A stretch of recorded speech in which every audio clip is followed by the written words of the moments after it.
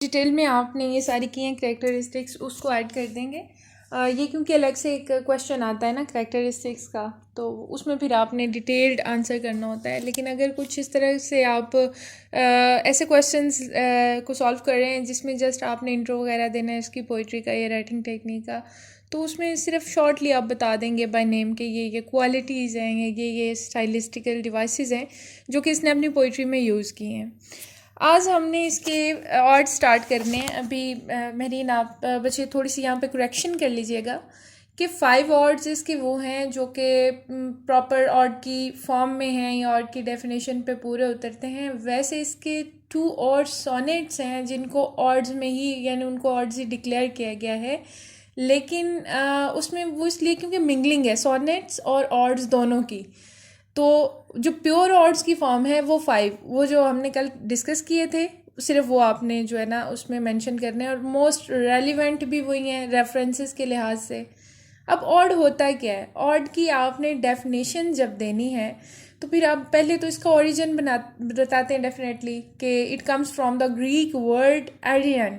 एडियन से आया था। ये असल में स्टार्ट किया गया था बिल्कुल अपने उन्होंने लिटरेचर में, जो ग्रीक ईरा है, ग्रीक लिटरेचर था, उसमें उन्होंने जब किसी की उर्दू में, क्योंकि इसके लिए जो वर्ड यूज़ होता है वो है कसीदा, तो कसीदा मतलब किसी की तारीफ़ करना, किसी भी एक अब ये कोई पर्सन भी हो सकता है, ये कोई आइडिया भी हो सकता है, कोई इवेंट भी हो सकता है।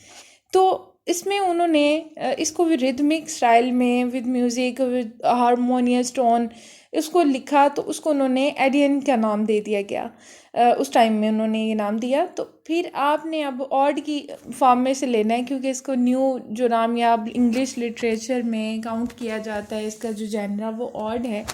तो ऑड यानी कि किसी की तारीफ़ में कुछ चीज़ लिखना, और जिसमें इवेंट्स भी हो सकते हैं, जिसमें कोई ऑब्जेक्ट भी हो सकता है, कोई पर्सन भी हो सकता है, कोई एनिमेट भी हो सकता है, नॉन एनिमेट थिंग भी हो सकती है। ठीक है, इसके लिए अब आप यहाँ पे जो है ना वो सारी मोस्ट फेमस वैसे ऑड्स की एग्जांपल जो दी जाती हैं लिटरेचर में वो ये कीट्स की ही ऑड्स हैं। यानी जैसे इसका odd on a Grecian earn है, उसकी आप बता देंगे एक एग्जांपल, क्योंकि ये जब आप प्रैक्टिकल क्रिटिसिज्म करेंगे तो उसमें आपने फाइंड आउट करनी होती है ना ये सारी लिटरेरी डिवाइसेस, उनको पढ़ना पड़ता है आपको। तो इसलिए आपने याद रख लेना कि वहाँ पे फिर एग्जांपल जो है ना वो आप ये दे सकते हैं, या ऑड टू ऑटम ये कर लें, ऑड ऑन नाइटिंगेल वो कर लें। तो बस डेफिनेशन जो है इसका कंसेप्ट आपने यहाँ पे क्लियर कर लेना है कि व्हाट इज़ ऑड, ठीक है, विद ओरिजिन। अब ऑड टू ऑटम इस पोएम में इसने क्या बताया हुआ है? इसको कहा जाता है कि जो इसकी पूरी कलेक्शन है, अगर इसमें ब्यूटी के लिहाज से कि इन सारी पोएम्स की या इन ऑड्स की कलेक्शन की जाए, तो ऑड टू ऑटम जो है इसको पूरी लिस्ट में फर्स्ट मार्क किया जाएगा, फर्स्ट नंबर पे। अब क्यों किया जाएगा?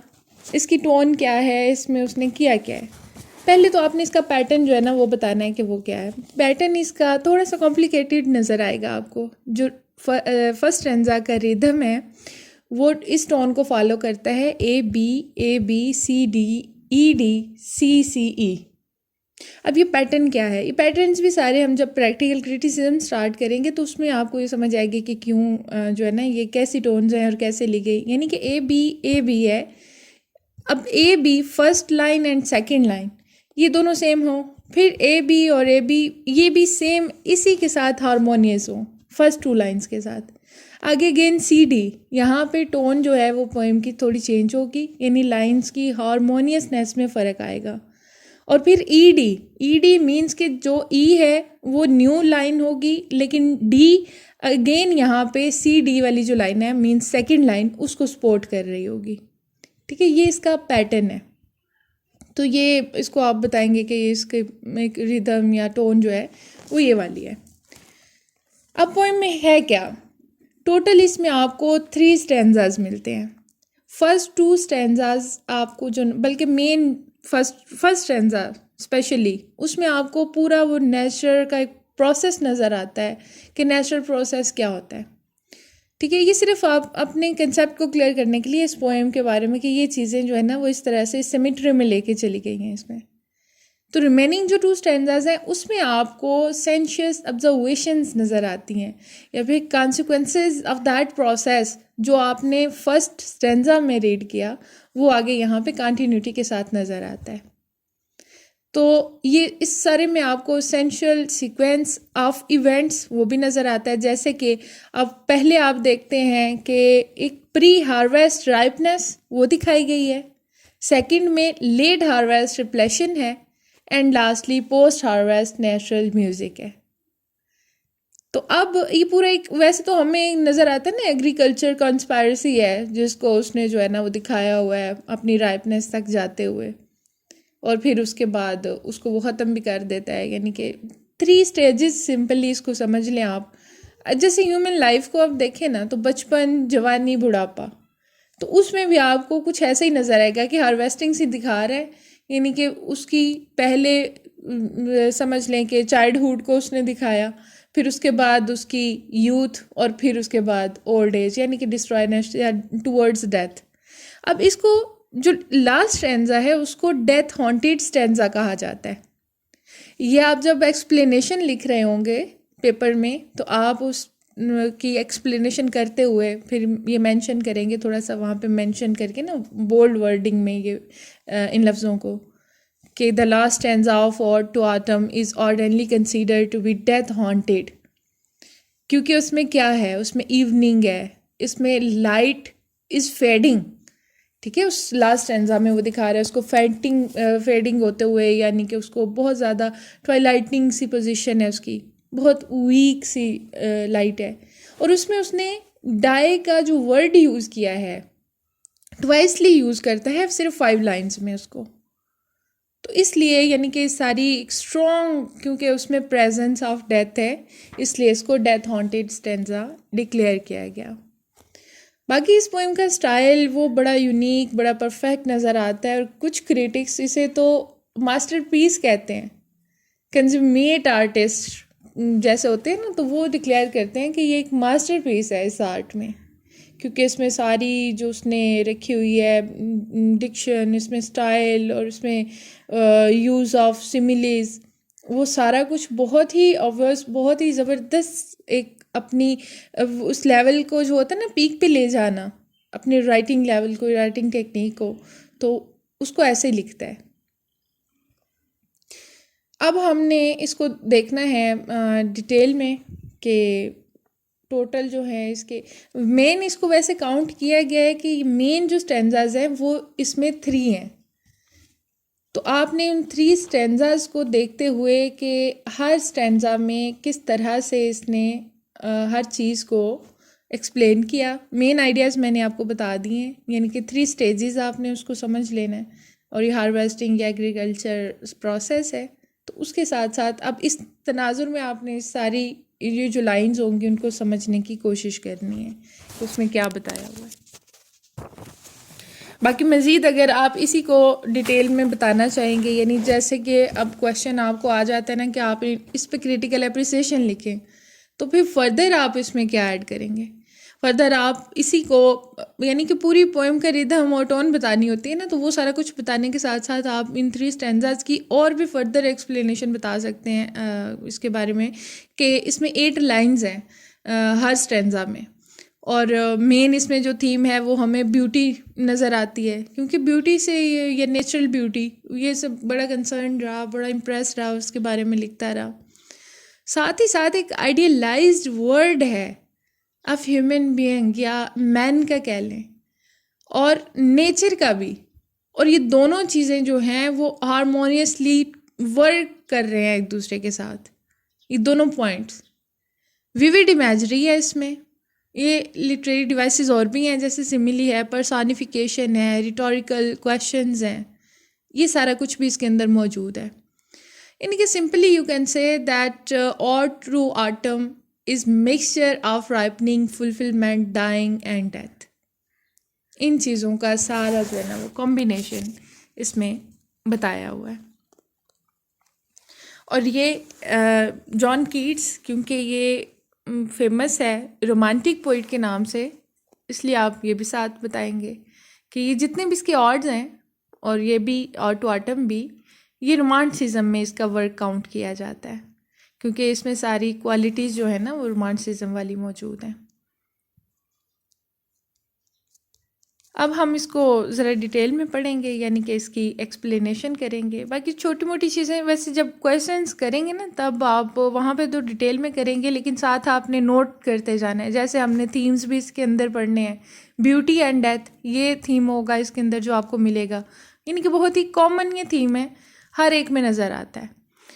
फिर उसमें इसने कुछ जो है ना वो एलिजीज भी यूज़ की हुई हैं। अब एलिजी क्या होती है? एक ये ऐसी पोएम होती है जो कि सीरियस रिफ्लेक्शन के साथ दिखाई जाती है, स्पेशली जिसको आप कहते हैं ना कि मॉर्निंग एक तरह की, या मातमी अंदाज on the loss of someone who dad, उसके लिए। तो इसमें एलिजीज भी हैं। उसके अलावा और बाकी जो डिवाइसेस हैं, जैसे पर्सोनिफिकेशन, मैंने आपको बताया पर्सोनिफिकेशन ये एक ऐसी फिगरेटिव लैंग्वेज होती है जिसमें कोई नॉन ह्यूमन थिंग्स कॉमनली उसको डिस्क्राइब किया जाता है, या उसको इस तरह से लिया जाता है like as having human attributes.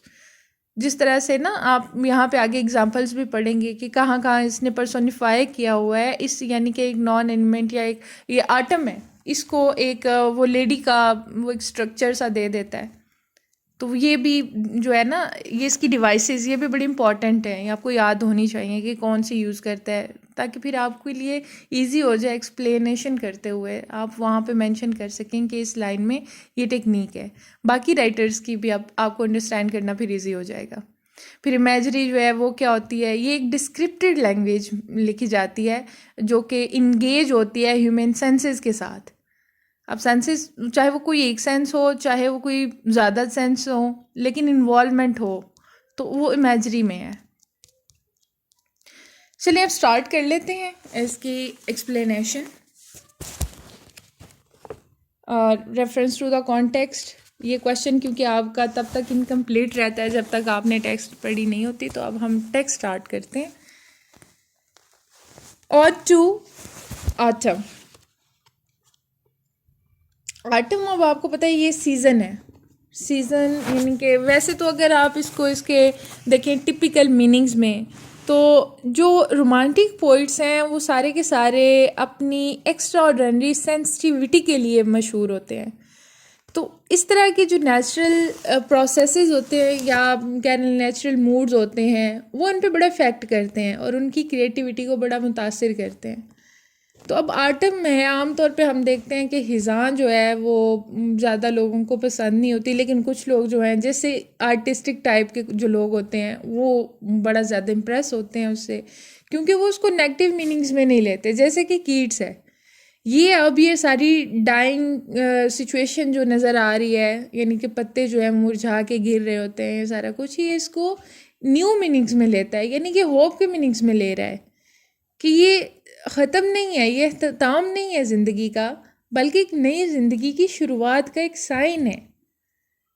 तो यहाँ पे आपको वही चीज़ नज़र आएगी, यानी कि उस ब्यूटी के साथ जो है ना वो कैसे ये मर्ज करता है इसको। अच्छा जी, फर्स्ट लाइन है season of mists and mellow fruitfulness, close bosom friends of the maturing sun. Mist कहा जाता है धुंध को, और मेलो सॉफ्ट को कहते हैं, फ्रूटफुलनेस जरहेज, बहुत जरहेज होना, close bosom friend of the maturing sun. इसमें अब उसने पर्सोनिफाई किया है आटम को। शुरू में ही नेचर का भी जिक्र कर, नेचर की कॉन्ट्राडिक्टरी इसने दिखाया हुआ है, और मेन थीम पूरी पोएम का यही है कि existence of beauty, life and death as well. अब इसमें ये क्या कहता है?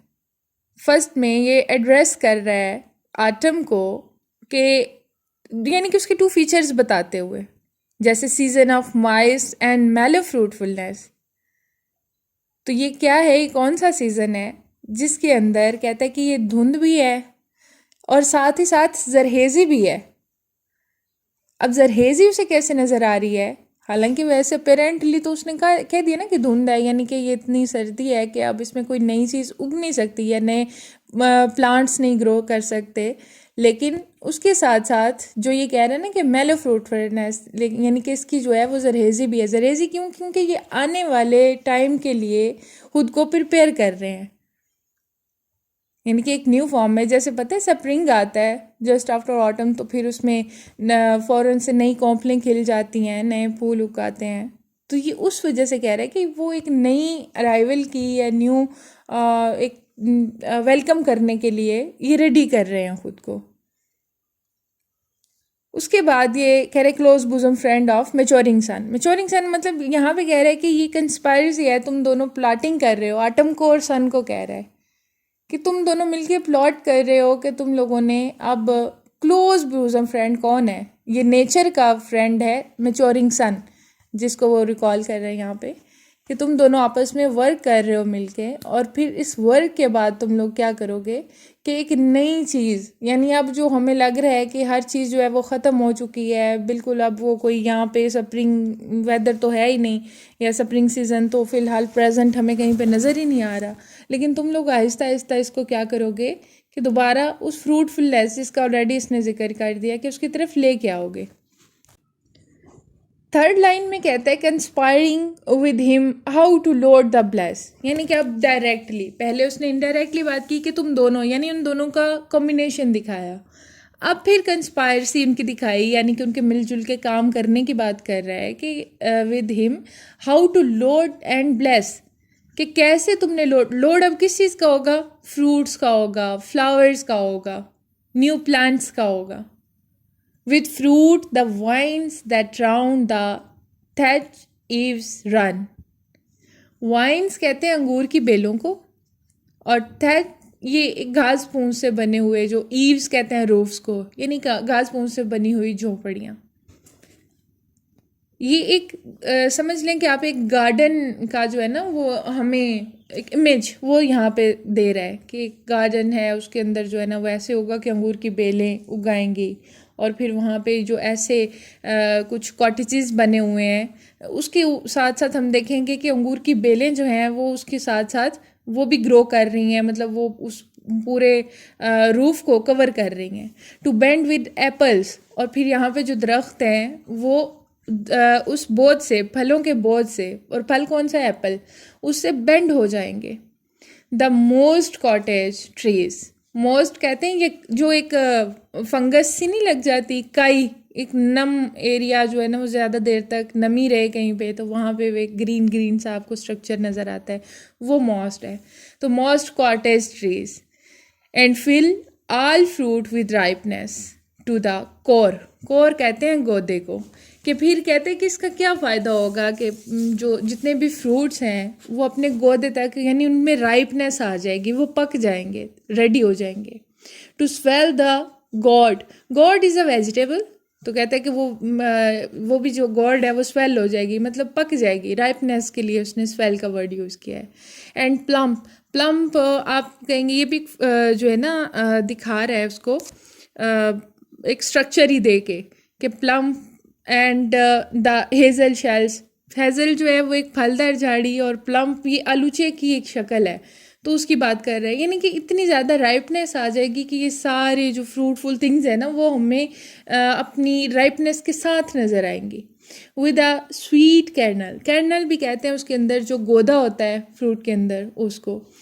To set budding more, buds होते हैं जहाँ पे नई कोम्पल फूटती है, तो कहता है कि ये तुम अभी सेट कर रहे हो, आटम को पर्सोनिफाई करके, कि तुम अभी इस सारे प्रोसेस के लिए सन के साथ मिलके तो न्यू कंस्पायरेसी ये कर रही हो कि ये सारे काम जो इसने बताया कि ये होने वाले हैं स्प्रिंग में, तो तुम अभी ये सारे ओल्ड लीव्स और ये सारे पुराना फ्रूट उसको ख़त्म करके, उसको बिल्कुल डाई करके, तो फिर जो है वो नई चीज़ों के लिए, न्यू अराइवल के लिए, न्यू कमिंग्स के लिए तुमने ये सारा कुछ किया है। And still more later flowers for the bees until they think warm days will never cease. फिर कहते हैं कि ये जो बीज हैं, अब शहद की मक्खियाँ, वो ज़्यादा आपको कब नज़र आती हैं, जब वार्म डेज होते हैं, यानी मौसम गर्मा में, समर में ज़्यादा नज़र आती हैं। तो कहते हैं कि वो जब आएंगी ना तो वो उस वक्त उनको इतना रस मिलेगा कि वो सोचेंगी कि ये वार्म डेज, यानी ये समर तो कभी ख़त्म ही नहीं होगा, हम जितना भी काम करती रहें, यानी कि इतनी ज़्यादा जरहेज़ी आ जाएगी। For summer has overbrimmed their calmy cells, overbrimmed कहते हैं ओवरफिल्ड को, जो बहुत ज़्यादा, और क्लैमी जो बड़ा स्टिकी सा होता है, यानी थिक और वेट सा। ये उसके हाइव की बात हो रही है कि हाइव में हनी होता है और हनी जो है वो ऐसे ही उनके सेल्स को भर देता है, यानी कि वो पूरे समर में काम करती हैं और फिर वो अपने छत्ते को शहद से भर लेती हैं।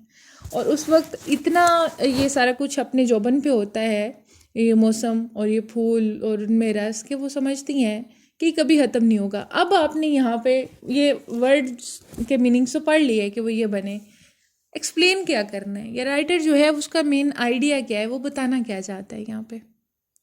ये बिल्कुल अर्ली या चाइल्डहुड की लाइफ जो है ना उस पर चले जाएं कि उस वक्त इंसान इतना खुश होता है, हर गम से बेनियाज होता है कि वो समझता है कि हमारा बचपन जो है वो कभी ख़त्म ही नहीं होगा। बाज़-औक़ात कुछ बच्चों को देखें या इवन आप खुद अपना बचपन याद करें तो उसमें बच्चे ये ख्वाहिश करते हैं कि कौन सा वक्त आए हम बड़े हो जाएं, हम तो बड़े ही नहीं हो रहे, यानी कि हर वक्त दूसरों के ऑर्डर्स को फॉलो करना होता है, हमारी एक लगी बंधी रूटीन है, डेली स्कूल जाना है, हर किसी की बात माननी है, ये चीज़ें होती हैं, कब बड़े होंगे। यानी कि वो टाइम ऐसे लगता है कि जैसे कभी ख़त्म ही नहीं होगा।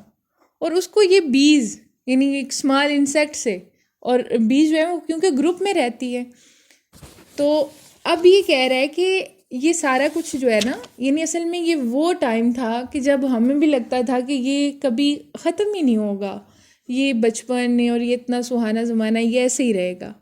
अब क्या है कि कोई मेहनत नहीं करनी पड़ती, हर चीज़ जो है वो खुद ही घर बैठे मिल जाती है, सारा कुछ होता है। यानी कि दुनिया के सारे दुखों से, परेशानियों से अनजान जब बंदा होता है ना, तो ये वो स्टेज है फर्स्ट स्टैंजा में। अब आते हैं सेकंड स्टैंजा पे। Who hath not seen thee often amid thy store? Oft यानी often, old English language word है, ऑलरेडी अब पार्ट 1 में भी इसको देख चुके हैं। अमिड कहते हैं मिड को, दरमियान को, दाए स्टोर यानी कि तुम्हारे ज़हीरे में। अब दोबारा एड्रेस यहाँ पे इसने आटम को ही किया है, लेकिन अब वो इस सेंस में आएगा कि यहाँ पे एक राइपन हार्वेस्टिंग को दिखाएगा कि फसल जो है वो पक के तैयार हो गई हुई है। तो कहते हैं कि who hath not seen thee often amid thy store, sometimes whoever seek abroad may find।